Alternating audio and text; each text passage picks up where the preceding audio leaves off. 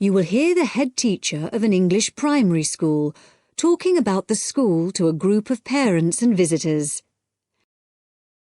Good morning, everyone. And as the head teacher of Cranley Hill Primary School, I'm very happy to welcome you to our open day. Today the school is open not just to parents of our pupils, but also to anyone else interested in seeing the school. I'll start by telling you about the school, and after that you can walk round and see it for yourselves. We take most of our pupils from the two nearby villages of Seabourne and Millthorpe. These were once coal mining villages. There have been coal mines here since the 1830s. When the school was originally established, way back in 1899, almost every child's father worked in the mines. However, the coal mines were closed in 1983, and many people left the area as a result. Nowadays, most of the remaining inhabitants tend to commute to work in the city rather than working locally. At present, the number of students on our rolls is just 90, compared to almost 200 in 1985, due to the decline in the population of the mining villages. And the staff see this as a big bonus because we know each student personally. The school is very involved in the local community, and we are especially proud of our status as Great Britain's first school to be entirely powered by wind energy.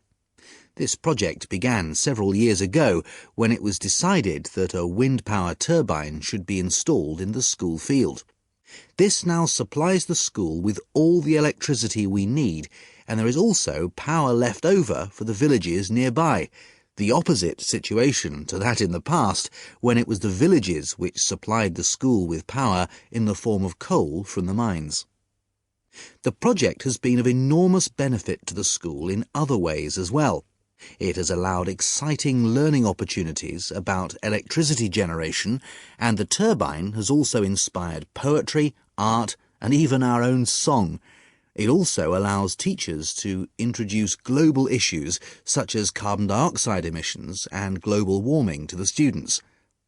I feel it may be irresponsible to burden young children with worries about global issues which are insoluble, but by actually using wind power as a non-polluting, renewable source of energy, instead of using fossil fuels such as oil or gas, we are offering practical solutions to our pupils in their own environment. The school is also extremely involved in other environmental issues. In the last few years, we've developed our school field into what we now call our secret garden, which you will have a chance to explore shortly. Here, the pupils have their own organic vegetable patch, and another special feature of the school is that the vegetables grown here are used in the school kitchens for school lunches, with any extra ones being taken home by the children to share with the community.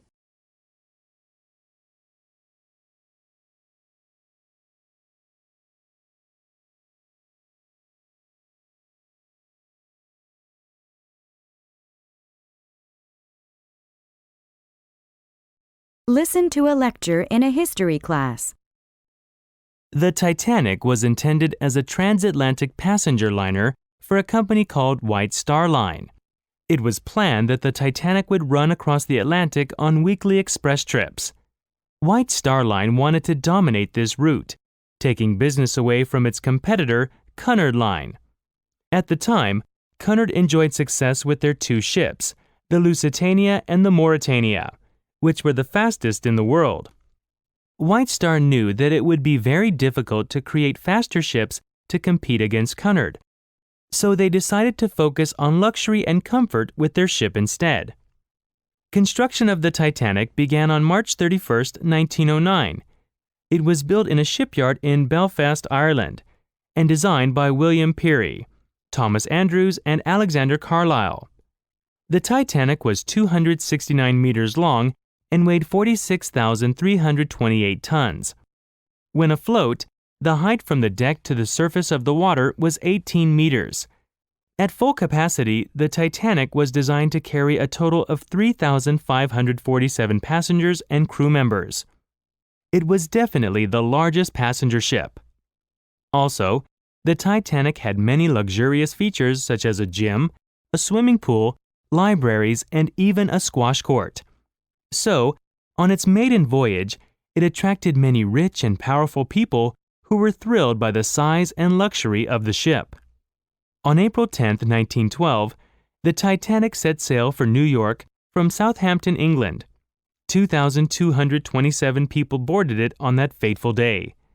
As the ship was crossing the Atlantic on April 14th, it struck an iceberg about 400 miles off the coast of Newfoundland, Canada, which caused the Titanic to sink. Despite sailing in a dangerous area where icebergs were common, the Titanic was going too fast. Eventually, it hit a huge iceberg and sank. Another problem with the Titanic was the rudder, the device used to steer the ship. For a ship of such a large size, the rudder was relatively small. This meant that turning in an emergency situation was impossible. The Titanic's lack of lifeboats made the disaster worse. There were only 20 lifeboats on the Titanic. It was not enough for everybody on board the ship. In addition, some people even refused to board a lifeboat because they believed strongly the Titanic wouldn't actually sink.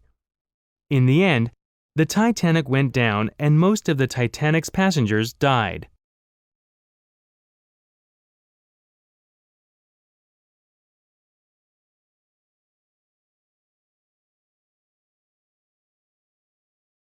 You will hear a part of a lecture about learning and bilingualism.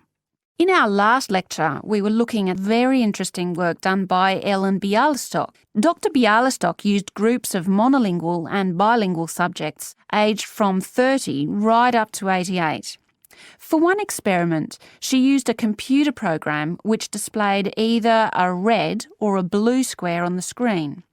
The coloured square could come up on either the left-hand or the right-hand side of the screen. If the square was blue, the subject had to press the left Shift key on the keyboard, and if the square was red, they had to press the right Shift key. So they didn't have to react at all to the actual position of the square on the screen, just to the colour they saw. And she measured the subject's reaction times by recording how long it took them to press the Shift key and how often they got it right. What she was particularly interested in was whether it took the subject longer to react when a square lit up on one side of the screen, say the left, and the subject had to press the Shift key on the right-hand side. She'd expected that it would take more processing time than if a square lit up on the left and the candidates had to press a left key. This was because of a phenomenon known as the Simon effect, where basically the brain gets a bit confused because of conflicting demands being made on it. In this case, seeing something on the right and having to react on the left. And this causes a person's reaction times to slow down. The results of the experiment showed that the bilingual subjects responded more quickly than the monolingual ones. That was true both when the squares were on the correct side of the screen, so to speak, and even more so when they were not. So bilingual people were better able to deal with the Simon effect than the monolingual ones. So what's the explanation for this? Well, the result of the experiment suggests that bilingual people are better at ignoring information which is irrelevant to the task in hand and just concentrating on what's important. One suggestion given by Dr. Bialystok was that it might be because someone who speaks two languages can suppress the activity of parts of the brain when it isn't needed. In particular, the part that processes whichever language isn't being used at that particular time. Well, she then went on to investigate that with a second experiment. But again, the bilingual group performed better. And what was particularly interesting, and this is, I think, why the experiments have received so much publicity, is that in all cases, the performance gap between monolinguals and bilinguals actually increased with age, which suggests that bilingualism protects the mind against decline. So in some way, the lifelong experience of managing two languages may prevent some of the negative effects of ageing. So that's a very different story from the early research.